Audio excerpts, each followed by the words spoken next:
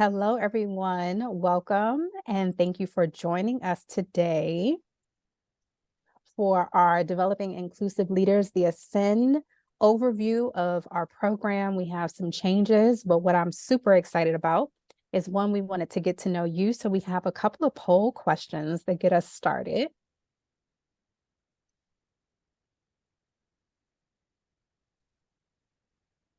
I'll come back to our introduction of panelists, but while everyone is still coming into the session, if you can go ahead and start answering our first question, which is available via Slido. So you can access that site, enter the code, and let us know your answer. The answers are anonymous.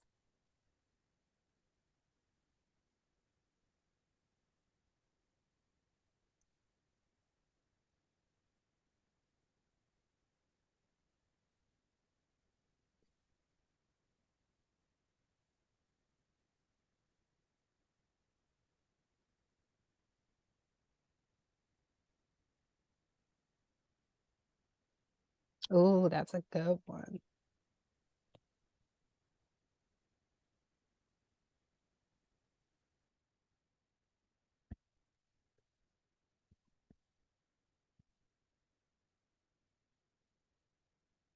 Ooh, great, great.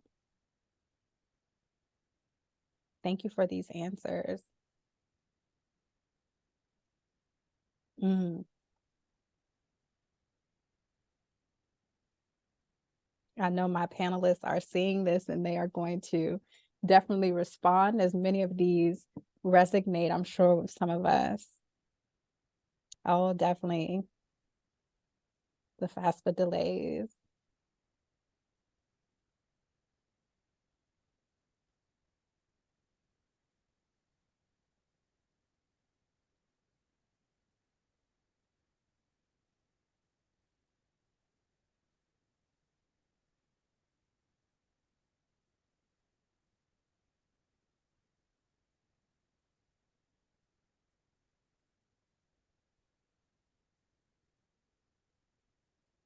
Yes. Mm-hmm. I see a lot regarding promotion opportunities and professional development and moving up. Absolutely.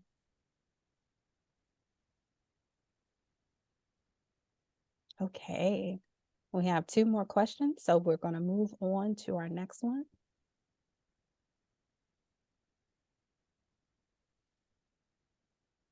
And so, what obstacles or limitations then make it difficult for us to transition into executive roles?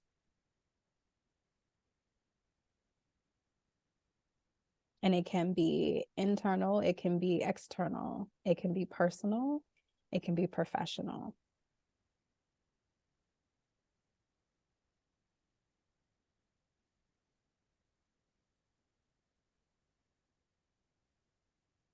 Mentorship and confidence. Absolutely.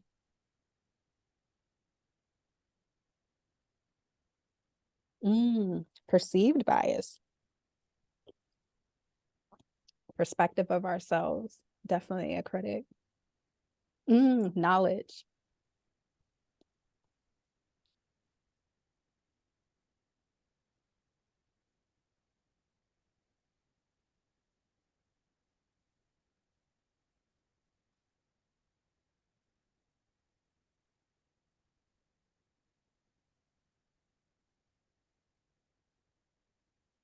Wow. Trust. Mentorship. Trepidation. Ooh, yes. What does the future hold?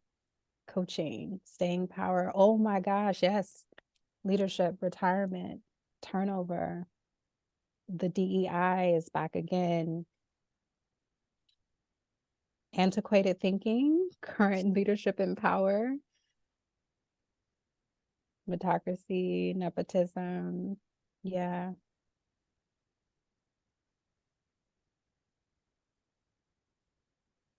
these are awesome. All right, last question.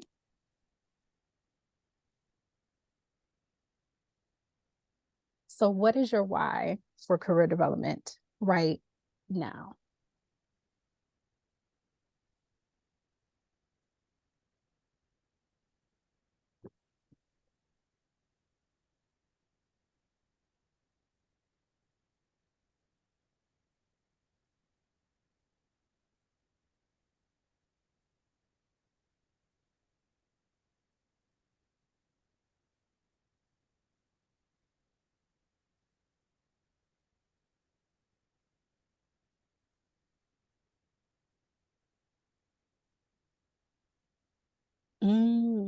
Wow. Okay. So that relates back to service and growth.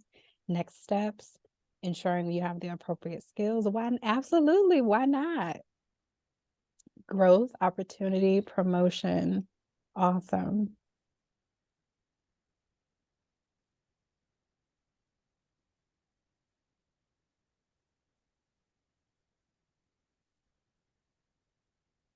Purpose. Love that. Self-motivation, honing my craft, advancement. Well articulated. Well, I think you all are in the right place, and we're going to have the most phenomenal discussion today. So let me and take a break. If you want to continue adding these to Slido and seeing the other answers that come up, I think you will find that right now our group is in alignment with one another and seeking very much the same and similar things. So I'll go back for a second. Just so you know who our panelists are, we have Ashley Miller today. Ashley is a graduate of cohort 3. We have Tony Strode, who is a current scholar in our cohort 4. Dan Overbay is a graduate from cohort 3 as well. Dan Duffy is a current scholar inside of our cohort 4, along with Sarah Reed, who's a part of cohort 4. So we're going to dive in and get to know them. And I want you to feel free to ask questions, use the chat feature as you may. But let's get to know them, because I think it's important to kind of flip this conversation rather than telling you what Ascend is. I want you to get an idea of kind of where our current scholars are and where our graduates are and how they came to this program, to see if it resonates with you. So I will go ahead and get us started. I'll leave it there. All right. So for our panelists, we'll go round robin. Introduce yourself. Please share your institution along with your name. So your name, your institution, your title, and share with me one of your favorite strengths. So strengths is a Cliff Finders assessment that we do with the scholars, and it's a benefit of the Ascend program. So yeah, let's get started. I will call on Sarah. Hi all, good morning. My name is Sarah Reed. I am the University Registrar at UC Berkeley, and I was very surprised to find out all of my 10 strengths. So I think that in and of itself was amazing. I think the one that I use probably the most is relator. I am very much relational person, and I think that has helped me in my team building in the past, and just my general everything I've done. I was on For the Record. There's just been a lot of things, and when I look back at my life and my profession, in each of those instances, what has tied me or excited me or connected me was using that skill of relator and getting to know people or connecting or solving problems through that strength. So that's my favorite one. Thank you, Sarah.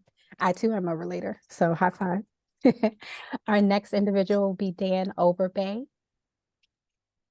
Hi all, welcome and glad to have you here today. I'm Dan Overbay. I'm the Director of Enrollment Management in the College of Education and Human Development at Temple University in Philadelphia, Pennsylvania. I have been in this role for about 7 months, and prior to that, I was the campus registrar at Washington State University, Vancouver in Washington State. So I am an example of someone who moved for a promotional opportunity, and I have Ascend to thank for that in no small part. So welcome. Oh, and my strength, I'm going to go with communication because that's what I do. I have others that I am fond of, and that's why they showed up. But I think communication is the key, and it's what I try to do with the folks that I work with, both up and down. That is wonderful. Thank you. Dan Duffy. Good afternoon, everyone. My name is Dan Duffy. I'm actually the Executive Director of Military and Veteran Services at a community college of Allegheny County here in Pittsburgh, Pennsylvania. when I look at my strengths, I'll agree with Sarah. I think it's pretty extraordinary to see the 10 strengths that kick out, and they come. I think it's really about a season in your life, or your professional career. Um, I came to this process just a little bit different. I actually chaired our inaugural strategic enrollment management plan. So I had this on my brain as I was going through this process, but the number one thing that came out for me was strategic. So it definitely aligned with the way I think. But if I look back at my career, as Sarah indicated, a lot of what I've done and been very strategic about moving forward, finding opportunities to attach myself with, and making that progression to the next steps. So that's really probably my top one right now. Awesome. Thank you, Dan. We will head to Tony next, and then we'll close out with Ashley. Good afternoon, everyone. My name is Tony Strode. I serve as the undergraduate director of admissions and recruitment here at Middle Tennessee State University. And I had such a hard time picking my favorite because when I was looking at all of them, I said, all of these describe me in the perfect way, which is so mind-boggling when I did the assessment. But harmony was my number one, so I'm gonna go with that one. And I think how that relates to me is being able to include everyone in my staff, even if there is already a decision made and it's something that we're moving forward with, being able to communicate that effectively to my staff and being able to ask for feedback, ask for what their challenges may be with whatever this new strategy or new initiative or what we're pushing forward. How can I be a support system? And then when I think about SIM, as we've been going through our cohort and we're doing our environmental scan, which I'm sure, we'll get into that all a little bit later. It's a harmonious theme. It's not just one department. It's several departments across campus coming together for a common goal of enrollment management, but also partnering, discussing different initiatives, discussing how every department can be included within the enrollment management plan. So that's why I chose Harmony. And like I said, it's interesting to see the strengths you'll have in the seasons you're in, as Dan and Sarah said. Awesome. Ashley? Well, hi, everyone. Good afternoon. I'm Ashley Miller, and I'm the Associate Vice President for Enrollment Management at Old Dominion University. I'm located here in Norfolk, Virginia. So before coming here, I've been in this role since October. So before that, I spent my lifetime in Indiana. So got an opportunity to work at Indiana University as well as Purdue University. And so as I was thinking about my strengths, I can definitely relate to Sarah, that relator. I'm also one of, that's also in my top 5, but analytical is also one of mine that I love. I'm a certified data nerd, but if I had to pick my favorite, I actually chose command because I feel like when you get into these roles in enrollment management, you have to be decisive. And sometimes you make some wrong decisions along the way. But either way, all eyes are on you. And I feel like that the more that you can carry that presence and that confidence in the room and have a good team that supports you, then it'll just help you in the long run. So I'm very appreciative of going through the AACRAO program, learned a lot about myself along the way, and really looking forward to your questions today.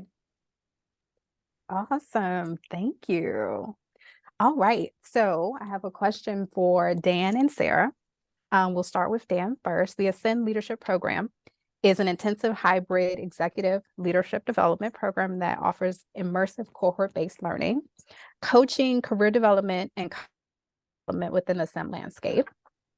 So what motivated you then to participate in this program? And then how did you manage your time and balance the requirements for the program? And then what did you learn from the experience? We're going with Dan Duffy, right? Dan Duffy, yes. We got Dan and Dan on here today. So for me, when I started learning, I was introduced to AACRAO and the SEM process when I attended the SEM conference 2 years ago. It really kind of opened my eyes and gave me an opportunity to see, I think this is a question later on, but that not necessarily being in an enrollment position, so to speak, there was opportunity to transcend into that area, showcase my skills. So this kind of, when I went through this kind of thing before the webinar initially, kind of rang true to me that this is an opportunity to overcome some of the institutional barriers and career barriers just because of my job specific nature. Working with veterans kind of has created that professional barrier of how do I break outside of that, let people see what I know and what I can do in the whole scope of things. So it really intrigued me, that idea to learn from others who may have had the same kind of barriers or have different backgrounds. I know within our cohort, we learn a lot from each other just in our monthly webinars. Tony's insights different than Sarah's, and Sarah's insights different than mine. And the group really kind of provides that insight. So it's something that I really look forward to, and being able to take bits and pieces every day, I think, is one of the things that really kind of brought me to that point. As far as balancing it, I think we're right in the midst of it right now. So as Tony alluded to, we're doing an environmental scan. It's just trying to fitting that piece into your weekly or bi-weekly day time frame. I have a lot going on with family. Obviously, we all do. Other obligations.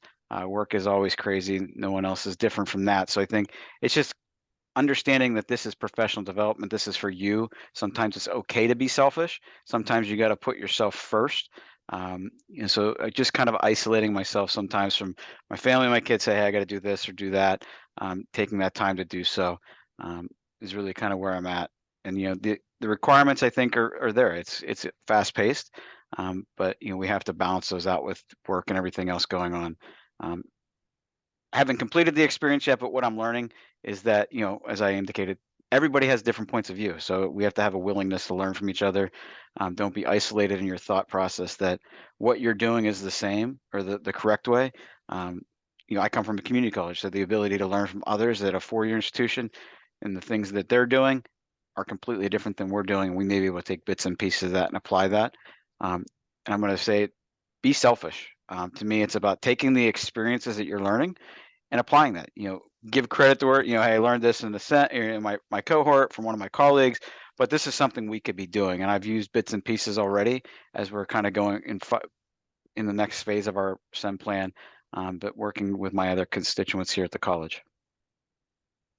Awesome. That's dynamic. And I wasn't even thinking about the community college part, but I did remember that your experience was veteran. So I loved how you weaved in. You don't have to be in enrollment to necessarily ascend in this program.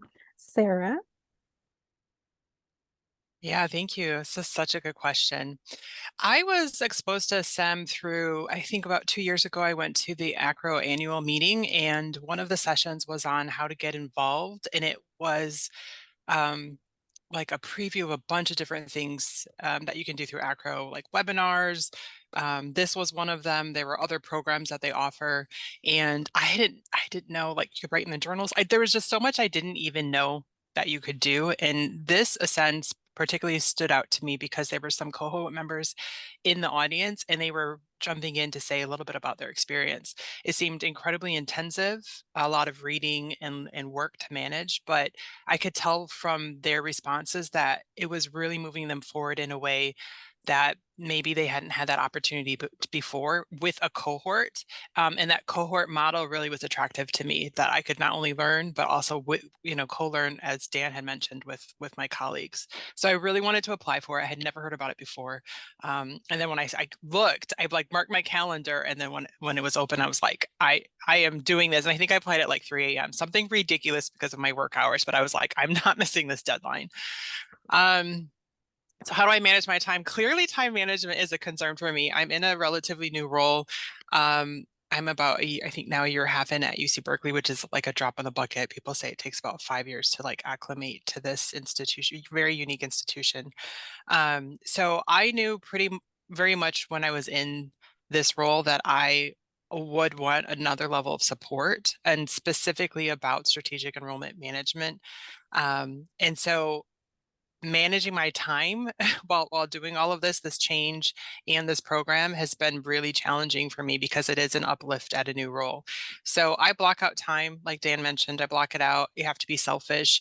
Actually, this week I've been thinking, like, I actually need to block out much more time and elevate my attention to this over other things. So I would just say blocking out your time, scheduling it, reassessing if you have enough, and being willing to give yourself some more.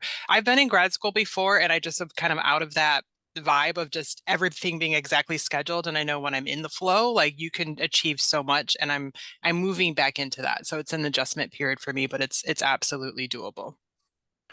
And what have I learned? Again, I'm still in it. It still feels very fresh and early. But I think some things I've really enjoyed learning right away is the Strengths Finder. I've never had that done before. And so just not only listening, learning about it, but having, we've had a great speaker who's just delved so deeply into very, very different facets of it. We've all kind of bounced off, our own take on our own skill set. You can see it showing up in other people, like just that so many layered lens has been really meaningful. It's had me reassess how I show up in my job and where I show up and how I lend or maybe overuse some of these facets. And then there's just been so much. I mean, we've learned about applying for different jobs and coaching in that way of someone who it teaches you of how you would apply for different jobs and coach and financial coaching and salary. There's just been so many personally, professionally rewarding conversations we've had with the leadership on just aspects of being a professional in your work, that in addition to the SEM work, I think those conversations have been extremely meaningful and grounding. So there's not one nugget per se. I would just say the experience of being able to enjoy this and savor it and bounce ideas off has been the most rewarding for me. That is awesome.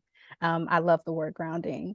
Because I felt that same way, like even though there is a lot to do and you feel like you're building the plane as you're flying it, because oftentimes we don't know about SIM as a framework, or we haven't done a SIM plan, it can be a little scary. So we'll talk about that a little bit more, but thank you for leading there. Tony, I have a question. So right now I'm working on my dissertation and I've been looking at this idea of mid-career from Super, who is a career theorist.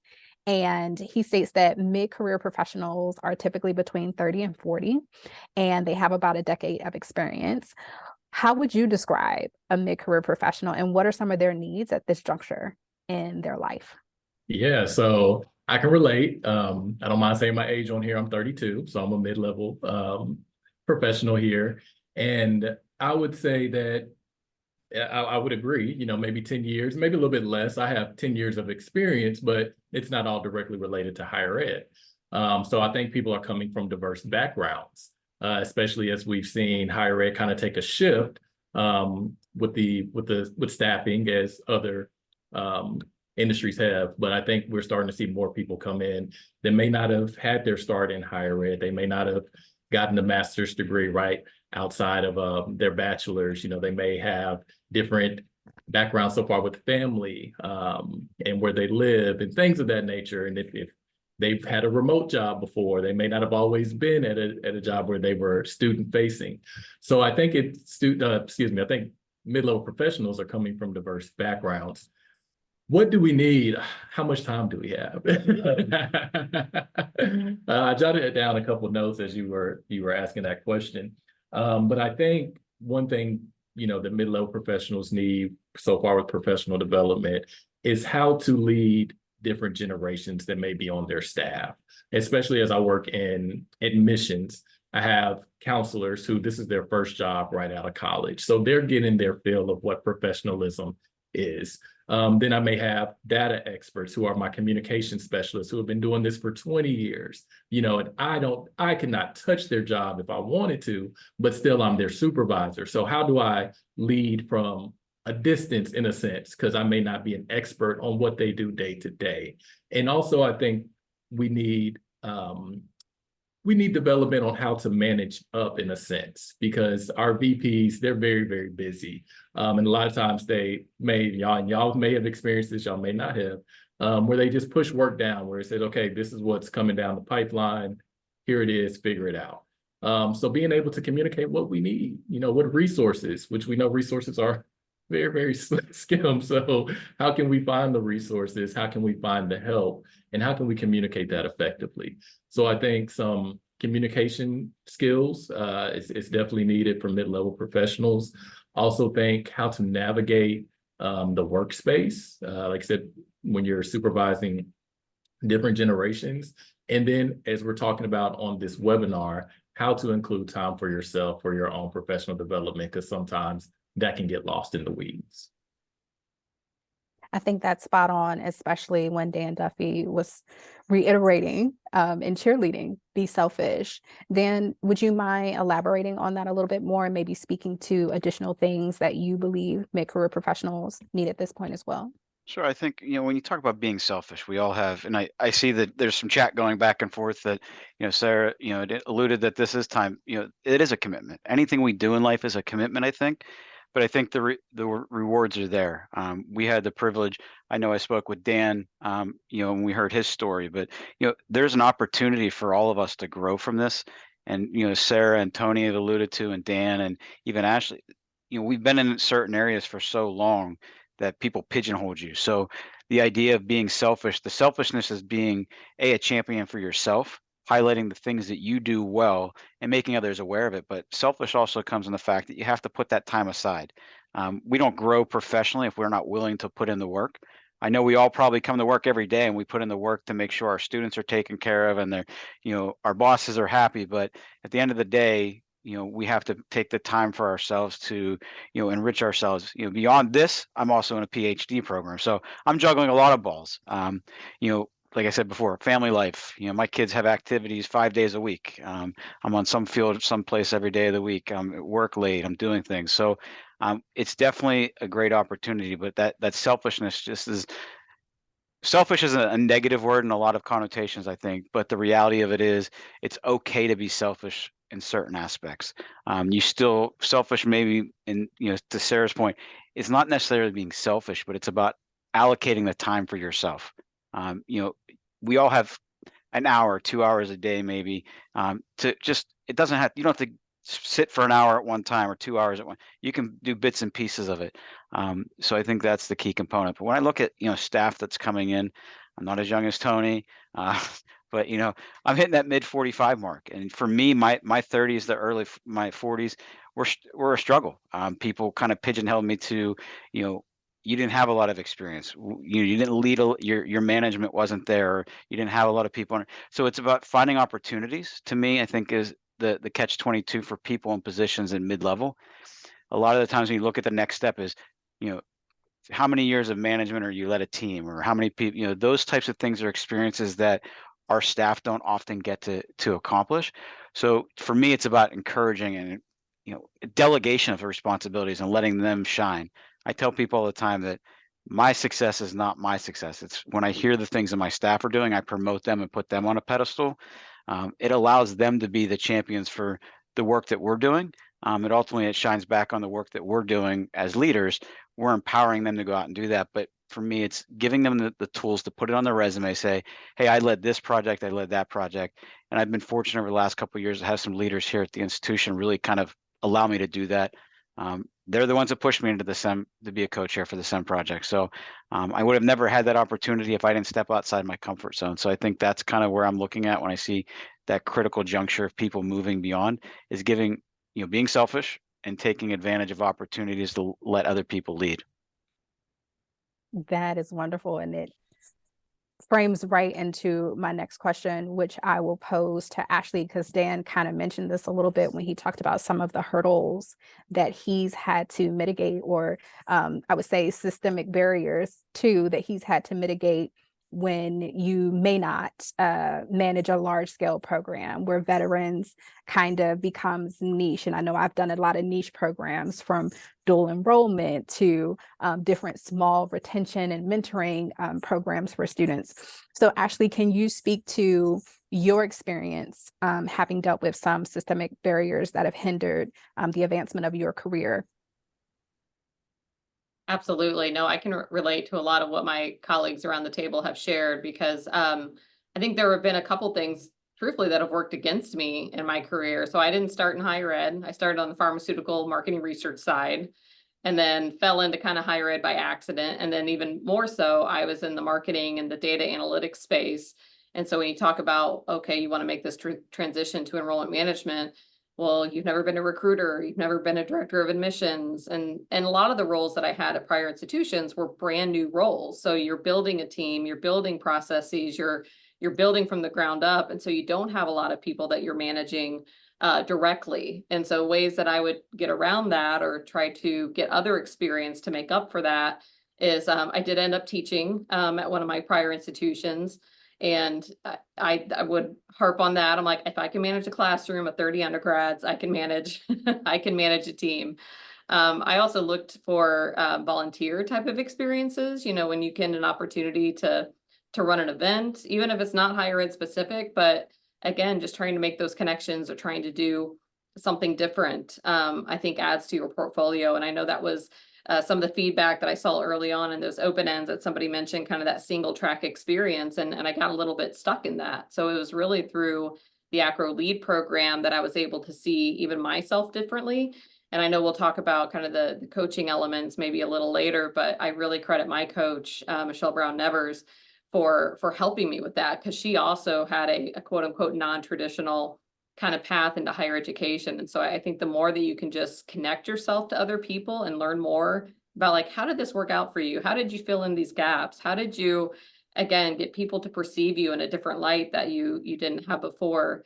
That all helps. And and something else I will mention too, just from my own perspective as a woman in higher education, a lot of the people that I've reported to, or even some of my good mentors and friends, they don't look like me. And I'm sure there are people on this call that can relate to that. So it's a matter of trying to go out and seek those people. And they're hard to find sometimes, but AACRAO is one of those great organizations that if you reach out to somebody and say, hey, I just want to learn more about your path and your journey, or how did you handle this? I guarantee 99% of the time, you're always going to get a yes. And so just continue to put yourself out there and create those connections, because they're worth it. Dan, Duffy, I wanted to circle back to you. How did you mitigate? Can you articulate just a little bit more some of the hurdles that you experienced? Did you also do as Ashley did in terms of getting the supervisory experience, maybe teaching a class prior to being appointed to the SEM committee? So for me, I had a pretty unique path. Just like Ashley, I didn't start off in higher ed. I kind of fell into it. And actually, I did non-traditional education for a while, and then I fell into a community college in Northern Virginia, community college. The veteran space was kind of new. It was something that I knew from previous position, but I really had to kind of dig into that. A couple of years into it, I was able to go and actually run everything for the college on base at Quantico Marine Corps Base.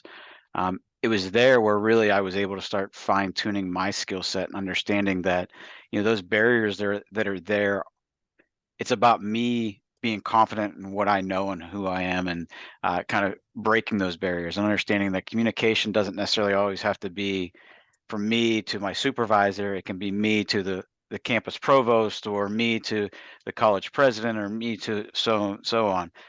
So really, when I was on base, I really ran everything from scheduling to advising to admissions to enrollment to VA stuff. So all across the board, it was a one-stop shop. I learned financial aid by working with the director of financial. So I took on a lot of onus to learn as much as I could. I tell people all the time, I learned enough to be competent, maybe deadly, but not to the point that I could be an expert. So I was just adding stuff to my bag of tricks. When I came here, it really took some coaxing from my supervisors at the time to say, hey, we do an internal leadership development program. I strongly encourage you to do it. So I was voluntold to do it, and I went into the idea that I was going to break that barrier, that perceived notion that I didn't know anything other than veterans. So I went into it. Every month we met, I made sure that I had something to say, that what I was saying was relevant to the topic. And I was fortunate that group was led by the two regional presidents. So they started seeing me in a different light. They started seeing me as someone that wasn't just military focused. They could see the widespread of information that I knew, that when we were talking about topics on admissions or enrollment or financial aid, that I could speak to that and had some way to develop something to fix or correct issues at the time. And then we had the privilege of working with AACRAO consultants. They came in and we met with all of them to start our SEM plan. And it was at that point that it was, my kickoff was I did a presentation for my group or that project on adult learners. And I really put the college on blast. And not that we weren't doing enough, and we still aren't doing enough in my mind, but I really took something that was important that we weren't working on, and I turned the eyes of a lot of people in the college and went all the way up to the president. So they now know who I am, and it's actually opening up doors now. So there's some changes on the horizon here for me, and I think it's just a matter of looking at that barrier that was there and pushing myself through it. But we all come across those. I think sometimes we just have to figure out maybe the work around that barrier. The wall may be high, but you may be able to, cut a hole in it, or you may be able to go around the end of that fence that's not a non-ending fence, so to speak. That is awesome. Thank you so much for that, Dan Duffy. Sarah, I'm going to jump to you. So a lot of what I've been hearing, even as individuals move through the systemic barriers that may be present, right? I remember someone mentioned in the comments earlier, the perceived, right? As we think about the competencies, do you or have you experienced yourself learning more about AACRAO's competencies and how you're able to show up and fulfill them? And specifically, would you have a scenario where you've kind of enacted that thus far? Yes, absolutely. I mean, the really funny thing about this is my work life is exactly tracking over the SEM, like what we're learning with SEM, because I started a fairly new position, and I'm in the midst of, actually, I'm looking back just last week, I was like, wow, we're in the environmental scan part of SEM, and that's exactly what I've been doing this last year. It's an environmental scan. So for instance, to be specific, my first year there, I just basically met one-on-one with all the team, learned about what they were doing, what some challenges were, spread that a little bit further to key departments we've been working with. Then we got an AACRAO consultant to do a formal review of our department with various members across, very extensive members across campus, and I have those results back now. And so now I'm like fully in the data, unpacking all of this information that I've gathered for the last year and starting to move into like, okay, mission, vision, values, changing culture of the team, and then starting to figure out our strategic plan. So I'm literally doing everything for SEM that I'm doing in bit pieces in my job, and it's extremely overwhelming, but it's also incredibly valuable because I have this place where I can connect with folks to say, okay, how do I do this for this work, Ascend? And then I'm at the same time in the back of my mind thinking about how will I go back and apply this knowledge in my work life, and how can I show up more consistently or structurally. I think the biggest takeaway for me is the structure. I've known some of these things in the back of my head, but I'm learning the structure formally in a way through Ascend of strategic enrollment planning. And it's making me think much more structurally of like, how do I present this information? How do I lay it out in a visual? How do I break down the aspects to the team to make it understandable and digestible? Like all of those steps, I would say, is more formulaic for me now. And I'm just learning this, so it's still early stages. But so for instance, I'm reorganizing the department. We're implementing a new software, curriculum software across campus. And so that applies to the data. We'll be getting more data from that system, and then I'll be using that to leverage our position as Office of the Registrar to have a stronger voice in enrollment management on campus, of talking to the various colleges and departments to say, okay, here's some data, let's close some of these retention gaps, or we might want to restructure the way we do enrollment or wait lists, or how we allocate our time blocks for classroom scheduling. I mean, I'm thinking literally micro and macro, every aspect of our department. Where might we use and leverage every aspect of our environmental scan to create a strong strategic plan? And then what would those top pieces be? And then what would be the timeline for that? So it's huge. And at the same time, I'm trying to learn it. So I'm building two planes and flying them at the same time, but I would say it's extremely rewarding. And my coaches have been so invaluable of just like, okay, Sarah, break it down. We're going to do just this. Don't focus on that. Do just this. Does this make sense? That is awesome. Thank you for sharing. And I love that there's a connection back to the work that you're doing. Similarly, Dan mentioned that as well. I want to jump to Dan Overbay, and I want to talk a little bit about this SIM project, I'll say, project capstone that we have that's pretty big. And I've kind of identified it similarly to entrepreneurship. So I recently heard a quote from the entrepreneurial mindset imperative that said, the world has changed in ways that requires everyone to think like an entrepreneur. Therefore, unlimited global demand exists for those who can think like entrepreneurs. With that said, one of the most challenging aspects of the Ascend program, as you have heard honestly from all of our participants, not necessarily the project so much as like the time and understanding, and you're building while you're flying. But I liken the STEM plan to writing a thesis or a dissertation or developing a business plan. However, provided through an incubator experience, the capstone presents three things for our members, and you've heard them from scholars, both graduates and current: fight, flight, or freeze. Okay. Dan Overbay, how would you describe the STEM plan? And then tell a little bit, why do you think it's embedded into this program and curated in the way that it is? And what's been your experience in creating one? Sure. Lots of flight and fight and freeze and fight and flight. Like, there was a whole bunch of time there where I was like, I don't know about this. This is a bit out of my wheelhouse. But what I did is I talked to my coach, and we're going to talk about coaching here in a minute.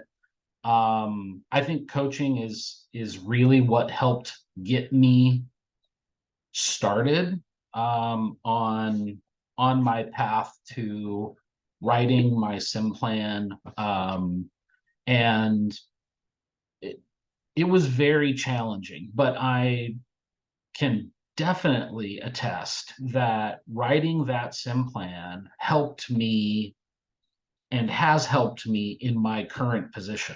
So without having that experience, I would not have the skills that I need to move my college forward and to rethink our enrollment strategy and what have we been doing and what are we doing. So environmental scanning, I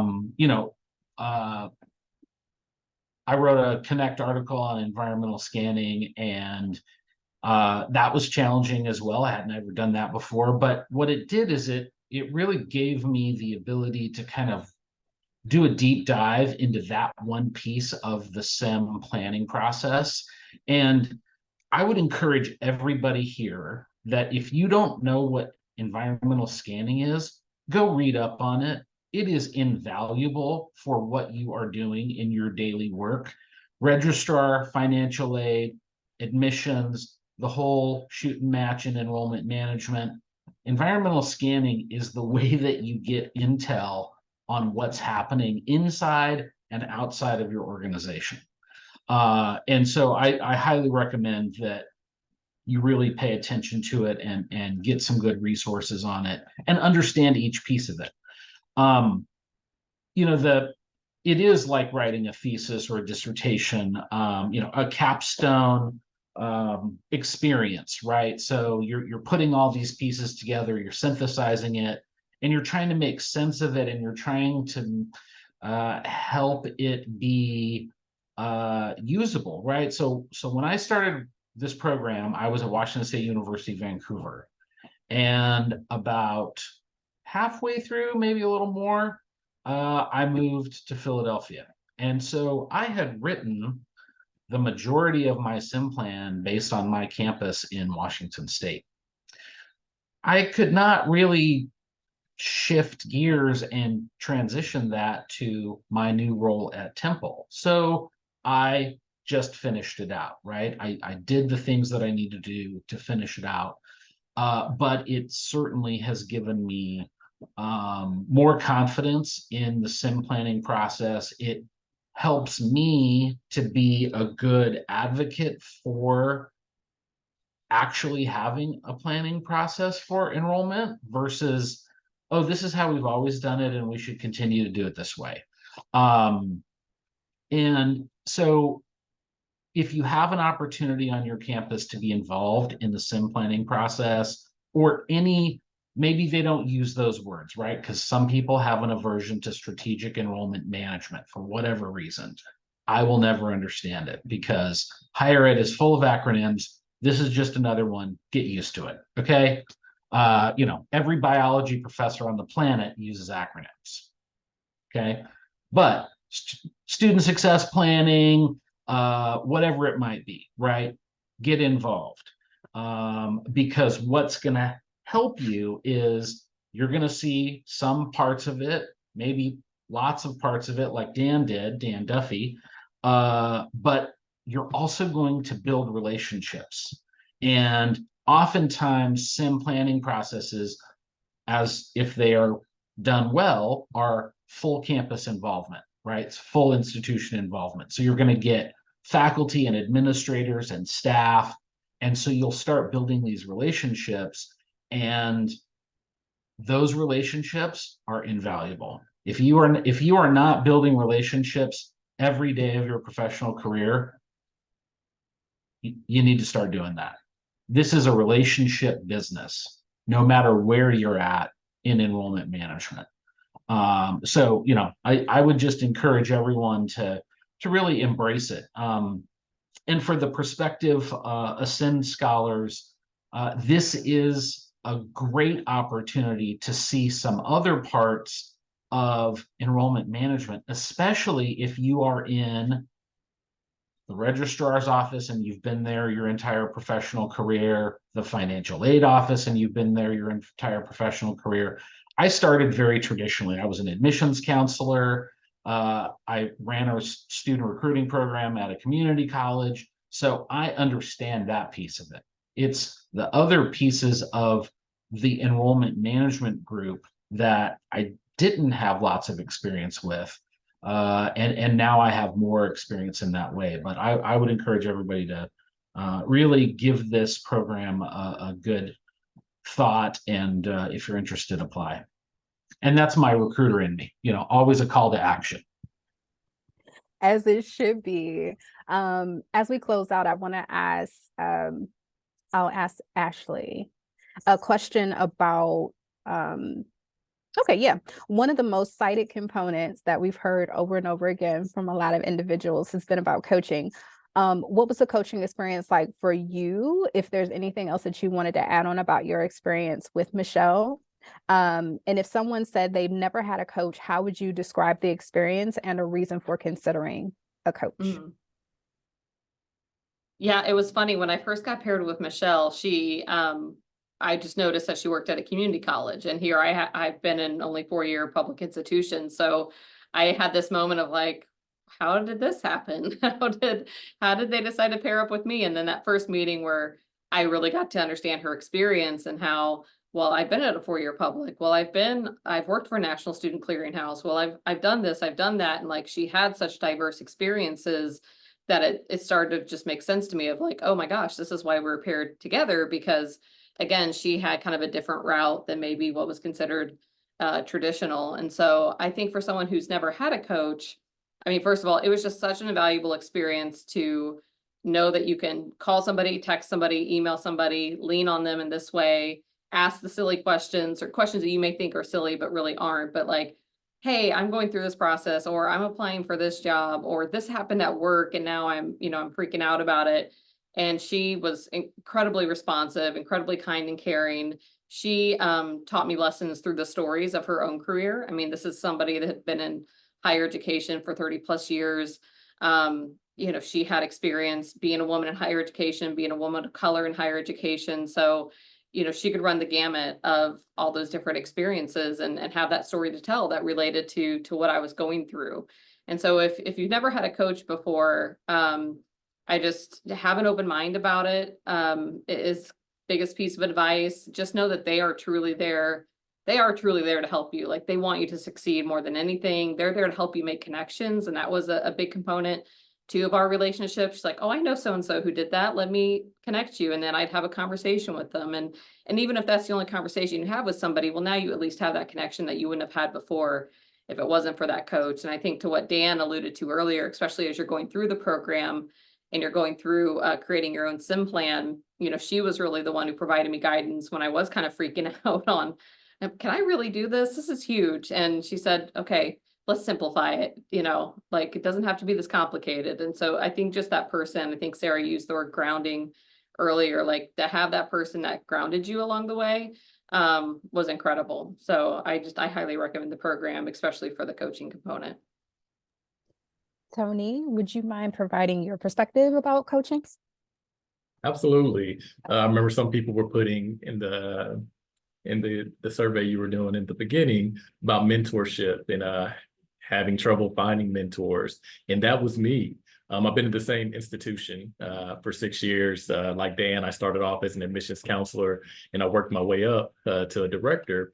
But I didn't really have any mentors. It just happened off of, my work ethic and relationship building, of course, but I did not have anybody to kind of guide me into the direction that I needed. So that was a plus for this program. So my experience with my coach, they are a VP of enrollment management at a university in Indiana. And we have two completely different backgrounds. He's never worked in admissions, never was an admissions counselor, but he saw different sides of the enrollment management process that I've never seen. So being able to have those conversations and also knowing that he's asking me, well, what are you all doing at MTSU? Like we're collaborating back from different ideas when it comes to recruitment and yield, and even outside of the sim planning, just having someone to talk to about your career is important. Because sometimes, as I noted in our in the question earlier about what mid-level managers need, sometimes we need that. Like, what did you do to get to where you're at? How did you make these tough decisions about where university to go to? How did you overcome imposter syndrome if you felt that you did not qualify for the position, but still wanted to apply, things like that. So being able to have those conversations with someone who does not know you, who does not work at your same institution, who has created a safe space for you to be able to discuss your goals, what you're working towards, challenges that you're having. That's been a great part of this program. And that normally if you're not in a program that's offering that costs a lot of money to get a career coach, someone of that sort. So being able to have that bundled in with the cost of the program is amazing. So I've had a great experience with the coaching so far. We are just about out of time, but I have to say this conversation was so beneficial for me to hear and get to know other cohorts a little bit better. I was a participant in cohort 2.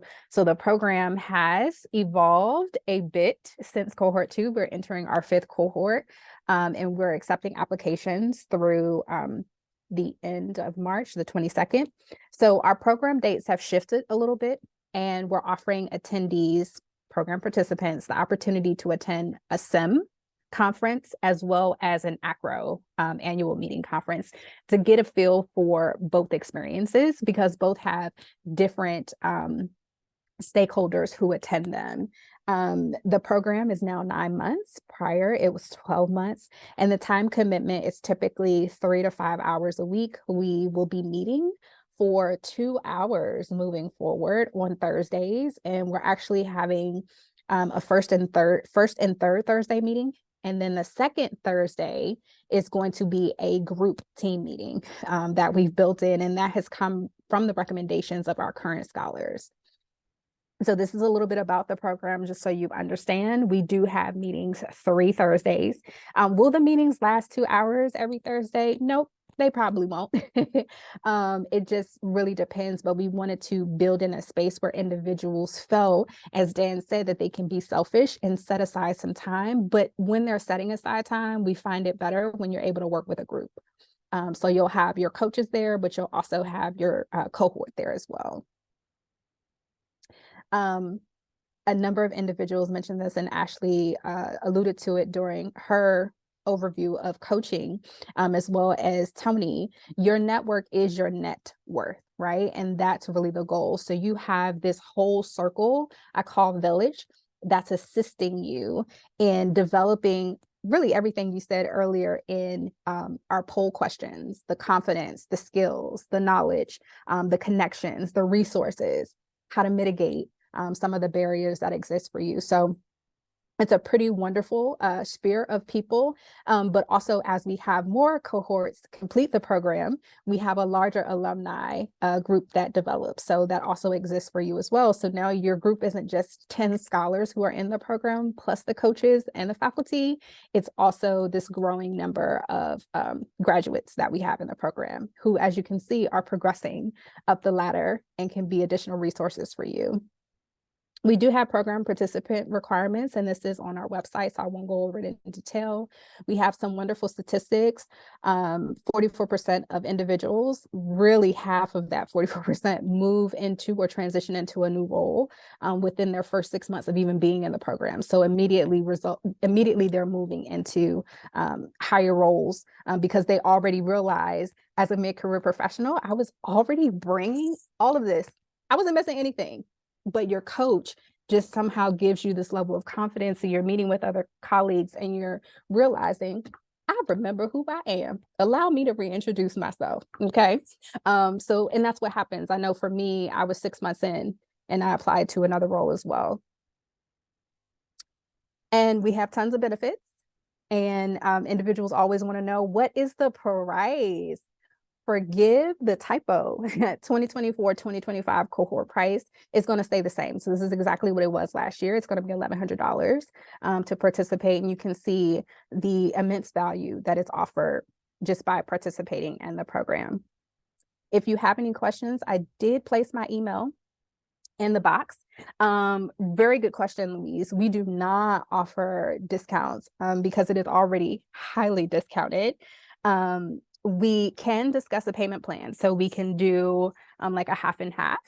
So please do send me an email and we can definitely work that out. That's no problem at all. Absolutely no problem. We're not going to not accept you because, and we also understand funding too, because we're starting a little bit early. So please don't feel like you can't participate because of some cost restrictions. Discuss with us. We'll figure out how we can make it work out and move forward from there. But yes, go ahead and apply. And once you're accepted, once you're accepted, we'll be doing recruitment. We find money for students, don't we? So please apply. And yes, that is it. I don't want to keep you all any longer. I know we've been a minute over. Thank you so much for attending. If I didn't answer your question, please feel free to email me, but also connect and current scholars as well. And I'm also on LinkedIn. So check us out. And I look forward to seeing your applications very soon. Take care. Thank you to all of my panelists for joining us today. Have a great day, everyone. Thanks, everyone. Yeah.